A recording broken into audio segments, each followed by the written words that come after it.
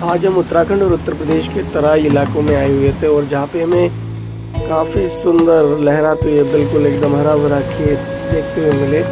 और ऐसा लग रहा था कि दूर दूर तक बहुत बड़े स्पेस में एक एक खेत के एरिया थे। और यहाँ पे ये जो घास फूस के हमें बंडल भी देखने को मिले, ये मशीनों से इस तरीके के बंडल बना के रखते हैं प्याज का और भी गन्ने के पत्तियों का। फिर कह रहे थे कि ये फैक्ट्रियों में जाता है और ये बिकता भी है। तो पहले क्या होता था कि पहले किसी भी मशीन से इस तरीके से नहीं किया जाता था, मशीन क्योंकि आया ही नहीं था इतना हाईटेक मशीन। और फिर किसान लोग भी आग जला देते थे खेत को साफ करने के लिए। और यहाँ से फिर हम रुद्रपुर की तरफ, यहाँ से थोड़ा ही दूर है रुद्रपुर की डिस्टेंस। ये एक लोकल रोड है जो कि यूपी और उत्तर प्रदेश को कनेक्ट करता है और ये नानकपुरी टांडा की तरफ भी जा सकते हैं यहाँ से। और इस रोड से, जिस रोड से हम अभी जा रहे हैं, मोटा महादेव एक मंदिर पड़ता है, वहाँ पे हम वहाँ से होते हुए सीधा मेडिसिटी हॉस्पिटल के उधर जाएंगे। और ये देखिए इधर भी बहुत सारे बंडल है, काफ़ी एकड़, काफ़ी हेक्टेयर में फैला हुआ है ये बंडल और ये फैक्ट्रियों में जाता है। लेकिन यहाँ से जो खेत का हमें नज़ारा देखने को मिला ना इस वक्त, क्योंकि ठंड का मौसम है और जनवरी का मंथ है और गेहूँ की फसलें काफ़ी अच्छा लग रहा है हमें देखते हुए। एकदम भरा हुआ है बिल्कुल खेत और काफ़ी दूर दूर तक है, काफ़ी बड़े एरिया में एक एक जो खेत है। तो यहाँ पे ये जो एरिया है ये तराई का एरिया कहते हैं इसको। और ये उत्तराखंड और यूपी बॉर्डर है बिल्कुल।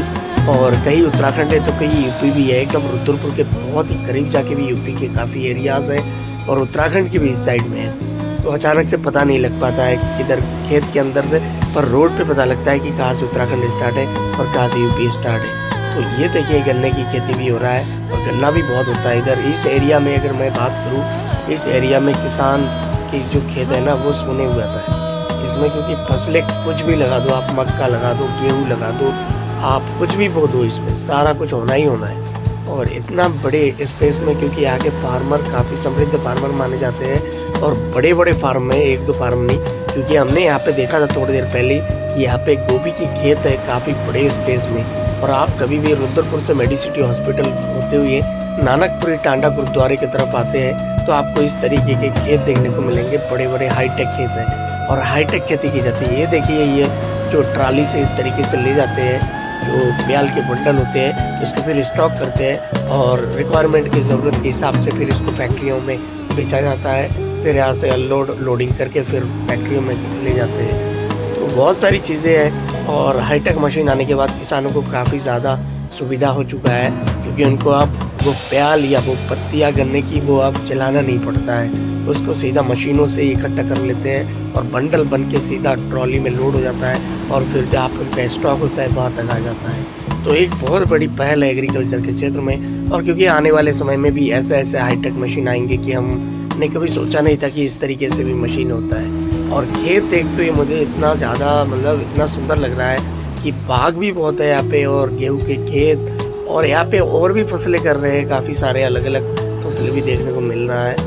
और देखिए ये मटर की खेती है और शाम का वक्त है अभी, पर इतना सुंदर लग रहा था कि गेहूँ के खेत को देख के, तो हमने सोचा कि उन्हें एक इसकी वीडियोज़ ही बनाए थे। तो इतना अच्छा लगता है हरा खेत एकदम, और शाम का वक्त हो और सूर्य की रोशनी धीरे धीरे कम होता जाए तो एक अलग ही शानदार नज़ारा देखने को मिलता है।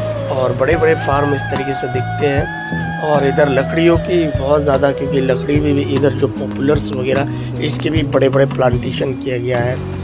और इस तरीके से, क्योंकि बड़े बड़े ऐसे ऐसे भी खेत देखे हमने जिसमें पॉपुलर ही पॉपुलर को प्लांटेशन कर रखा है, पॉपुलर ही पॉपुलर को लगा रखा है। तो इधर की तरफ इस तराई की क्षेत्र की बात करूँ तो यहाँ पे मटर, गेहूँ मुख्य फसलें हैं। सब्जियाँ एक दो हमें खेतों में देखने को मिला है, वो भी हाईटेक तरीके से, वो भी शायद कहीं बाहर जाता होगा, जो गोभी वगैरह की खेती देखे थे हमने। लेकिन इस तरीके से हाईटेक खेती होता है यहाँ पे, गेहूँ से लेके मटर तक सब एकदम बहुत ही मतलब शानदार, बहुत ही अच्छी पैदावार होती है इस एरिया में। और ये जो एरिया है तराई का एरिया, इस एरिया की ज़मीन सबसे ज़्यादा उपजाऊ माना जाता है, क्योंकि यहाँ पर पानी की भी कमी नहीं है। और क्योंकि यहाँ पे आर्टिजन भी करो या बोरिंग करो तो कुछ ही फीटों में ही पानी निकल आता है, तो इसीलिए पानी की कोई प्रॉब्लम नहीं है, जिस वजह से इधर की खेत हमें ऐसे देखने को मिल रहा है। और खेती के अलग अलग नए नए तरीके से खेती यहाँ पे करते हैं बगीचे भी बहुत है, आम के बगीचे, लेकिन गेहूँ की और मटर की खेती ज़्यादा करते हैं इस एरिया में। तो एक अच्छा नज़ारा देखने को मिला। और कभी भी आप आते हैं नानकपुरी की तरफ से या फिर मेडिसिटी की तरफ से नानकपुरी जाते हैं, तो इस तरीके से खेत आपको देखने को मिलेंगे। और ये एक खेती नया स्टार्ट है इधर की तरफ, हमने ये खेती भी देख रखा था। ये इसको इसमें जैसे शकरकंद जैसा जड़े में से निकलता है, ये कोई जड़ी बूटी होता है। और ये देखिए रुद्रपुर का ये बाईपास है। जब आप कभी किच्चा की तरफ से दिल्ली की तरफ जाएंगे तो इस तरीके से लालपुर पार होने के बाद इस तरीके का बाईपास राधा स्वामी के सामने से आपको मिलेगा। ये बाईपास सीधा आगे जाके जो रुद्रपुर चौराहा से जो बाईपास